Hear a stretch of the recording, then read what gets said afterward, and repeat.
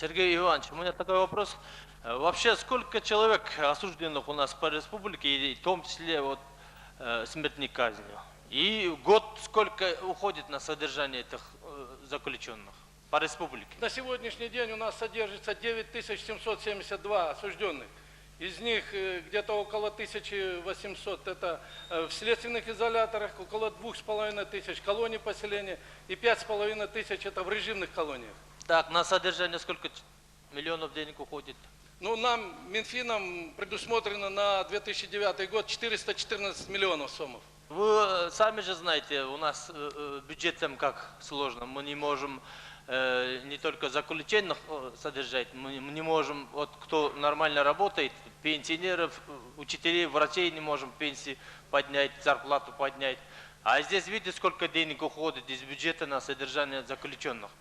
В связи с этим я хотел вам задать такой вопрос. Вот, нельзя ли вот, содержать вот, осужденных только вот, гуманитарным помощью или грант пробивать, первый вариант. Второй вариант, чтобы они сами зарабатывали там.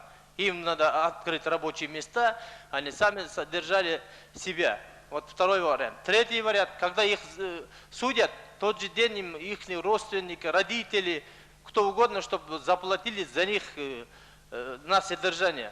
Как вы думаете на этот вопрос? Ну, с этим мы немножко улучшаем ситуацию. Я же уже сказал, 4 завода мы открыли, поэтому стараемся какие-то рабочие места дать. То, что касается международных организаций, я вам доложил, что не каждая международная организация хочет оказать нам помощь именно по содержанию и строительству следственных изоляторов.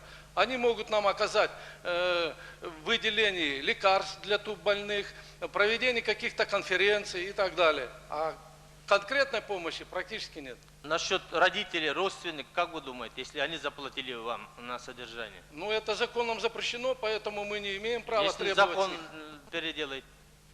Ну, это надо переделывать, тогда вносить изменения, наверное.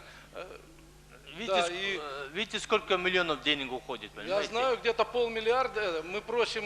Мы кого содержим? Они же выйдут, все равно еще человек будет убивать 10-15. Зачем их содержать вообще? Из бюджета денег тратят, когда у нас люди не могут, вот сидят сейчас без света, без воды, без тепла. А мы их на содержание сколько миллионов денег уходит из бюджета. Они вообще должны самофинансирование переходить. Сами должны себя кормить. Надо рабочие места открыть, чтобы они сами зарабатывали себе зарплату.